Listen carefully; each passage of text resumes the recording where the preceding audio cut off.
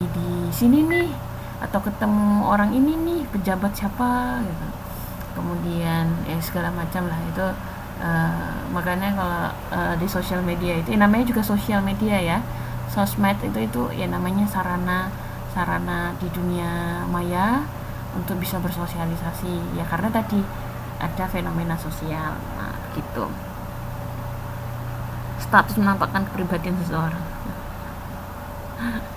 Ya, jadi ya menarik lah memang, jadi bisa tahu keunikan masing-masing orang gitu. Makanya dulu saya pernah nulis status, menarik banget ya kalau tiap-tiap orang punya pemikiran masing-masing, bahkan mulai dari kalau ada teman-teman bilang wah status nggak penting, sampai status yang penting banget, apa sampai bikin perdebatan. Nah, itu juga gitu ya.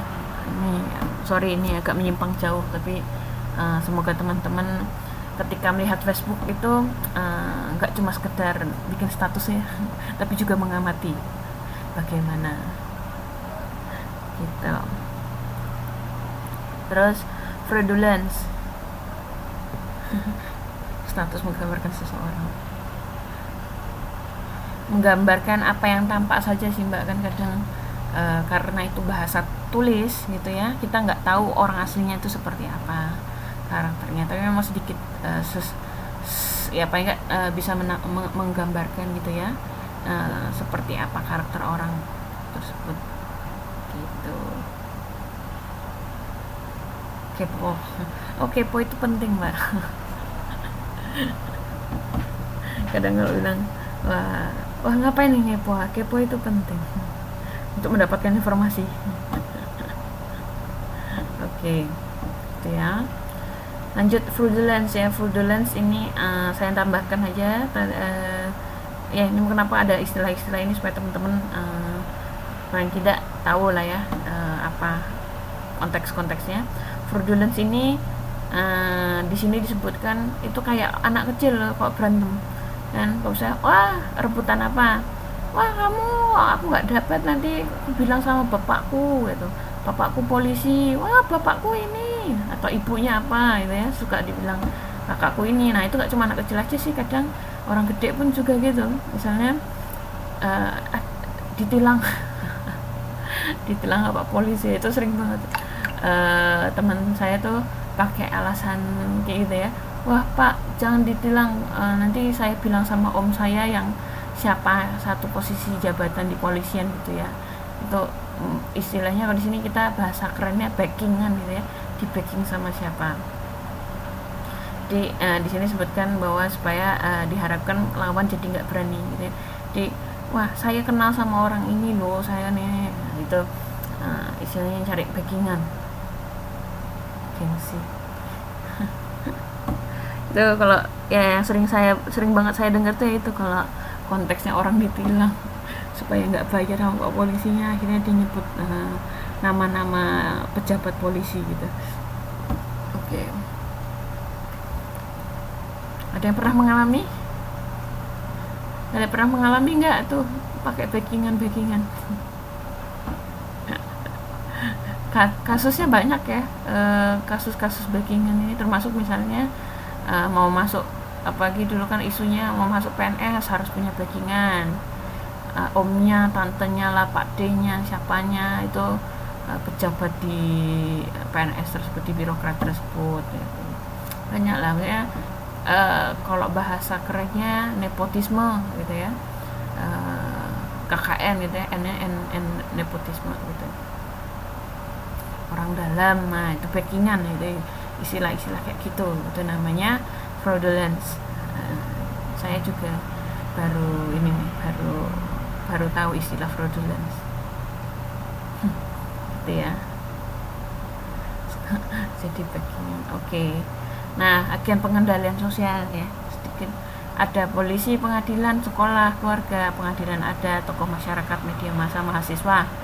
Wah, kok mahasiswa masuk juga ya, karena ya kalau pasca reformasi ya terutama mahasiswa itu sering banget demo gitu, demo-demo, kemudian itu sebagai untuk mengendalikan permasalahan gitu ya, permasalahan-permasalahan yang ada di masyarakat gitu. termasuk ketika misalnya konteksnya ngedemo pemerintah gitu ya, dianggap bahwa itu menyimpang perbuatan dari pemerintah itu menyimpang sehingga dia melakukan demo gitu ya.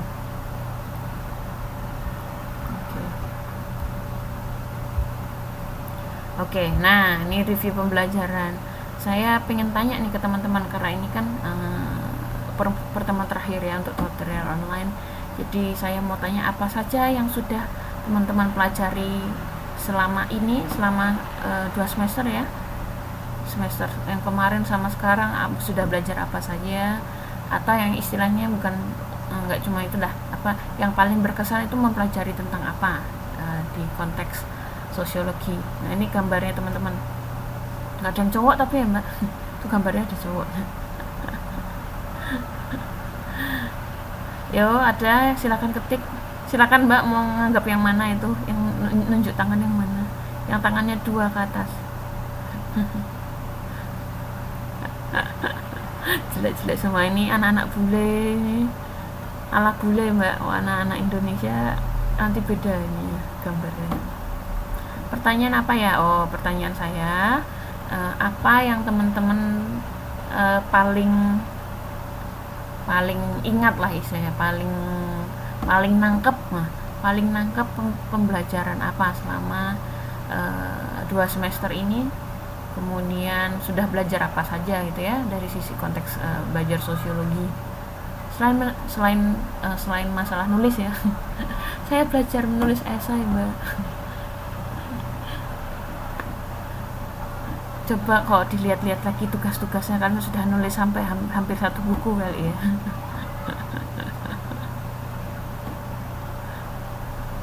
Kontraksi itu apa mbak? Kontraksi. Aduh. Karena kontraksi mbak, kontraksi itu lebih ke apa ya? Kontraksi itu ada pergerakan gitu ya. Kontraksi, kalau ibu hamil ada kontraksi. Interaksi mbak mungkin. Kontraksi orang ibu.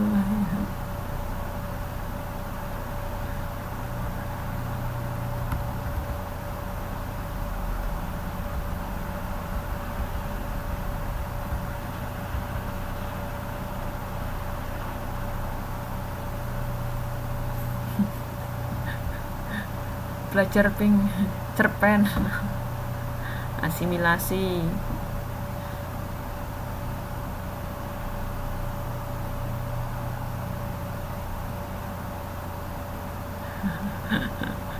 Jadi tahu perilaku menyimpang. Aduh, nih yang senang kepo. Jadi pembenarannya, oh saya tuh belajar sosiologi. Jadi di sosiologi saya harus kepo. Ayo belajar apa saja? Yang paling berkesan apa? Karena istilahnya nanti kan harapannya teman-teman ini ya, saya selalu menekankan bahwa ketika belajar sesuatu itu bukan sekedar karena ya wajib belajarnya gitu ya, karena diajarkan, karena nilai gitu ya, bukan itunya, tapi istilahnya semua pelajaran ya, pelajaran apapun itu kan tugasnya, fungsinya untuk membentuk pola pikir ya, pola pikir teman-teman dalam menghadapi suatu masalah di masyarakat. Nah, maka dari itu kan kalau untuk konteks sosiologi, apa yang teman-teman alami sehari-hari selama masih bertemu dengan manusia, itu pasti selalu ada dengan namanya ini ya, interaksi sosial gitu. Pasti ada hal-hal masalah-masalah sosial. Nah, saya senang kalau misalnya teman-teman sudah bisa ini ya, mengkategorikan suatu permasalahan atau fenomena bahwa oh ini termasuk perilaku menyimpang, atau oh ini termasuk misalnya fenomena apa kayak gitu ya. Jadi ketika menghadapi sesuatu tuh jadi lebih mikir lah gitu ya, jadi lebih bisa menganalisa dan intinya kan misalnya kalau ketemu suatu permasalahan sudah bisa sedikit mencari problem solvingnya gimana gitu ya. Nah prosesnya kalau misalnya kalian mungkin saking sibuk kerja atau saya konteksnya saking sibuk belajar jadi nggak terlalu ngemat kayak orang-orang gitu ya, cuma berkutat sama buku itu, jadi kurang kurang sensitif dengan masalah-masalah sosial gitu. Berdebat sama calon suami, duh mbak, maksudnya gimana mbak?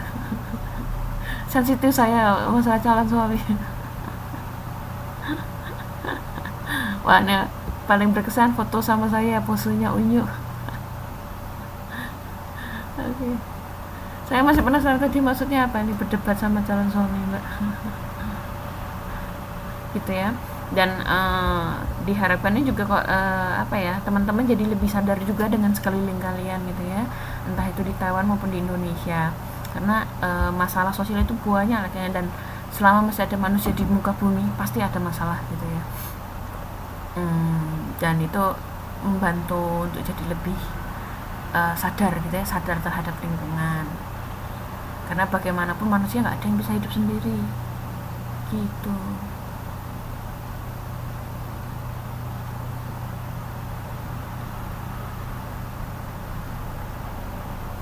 Apa ini betulnya apa maksudnya itu ya? Oke, ada lagi mau disampaikan, apalagi yang dipelajari? Harapannya saya, walaupun misalnya nanti teman-teman udah karena untuk semester ini kan sosiologi udah selesai, ganti pelajaran yang lainnya, tetap selalu mengamati ya, ngematke wong. Ngematke tadi kepo calon, aduh ya.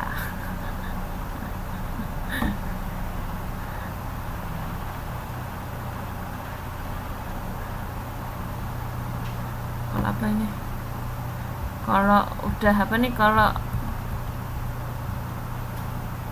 ya baru lihat bentar jadi detektif tuh, jadi pengamat. Oh ya, pengamat. Tadi kedokteran apa tadi, saya kelewat atau masih kedokteran.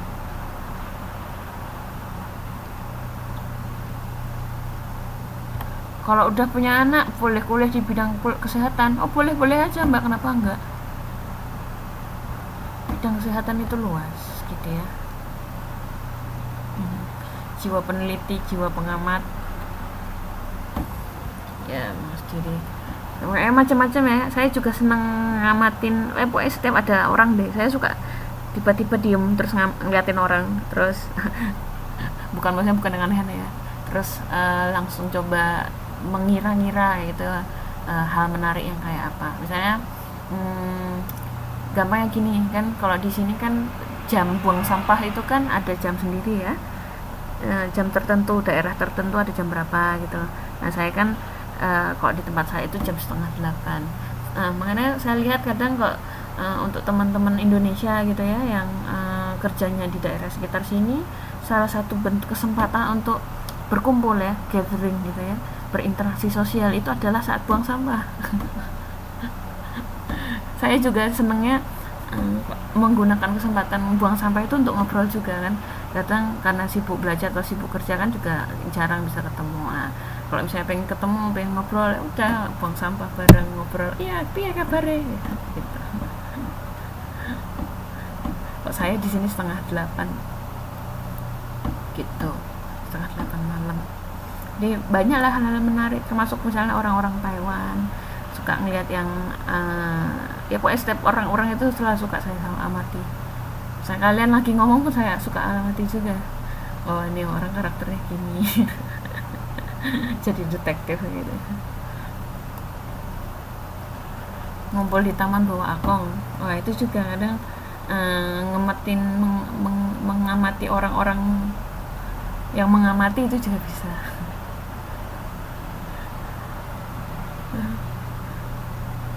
Berkebun ke sawah, maksudnya apa nih mbak? Berkebun ke sawah, mengamati petani itu juga bisa, mengamati orang-orang. Jadi jadi ingat ngomong-ngomong soal sawah. Jadi intinya kembali lagi ya, kembali ke jalur yang benar. Jadi konteksnya adalah dimanapun berada ya, jadi selama teman-teman bertemu dengan orang, pola pikir terkait sosiologi itu bisa teman-teman terapkan. bisa mulai menganalisa permasalahan. Dan yang terpenting kan kadang kita sendiri pun nggak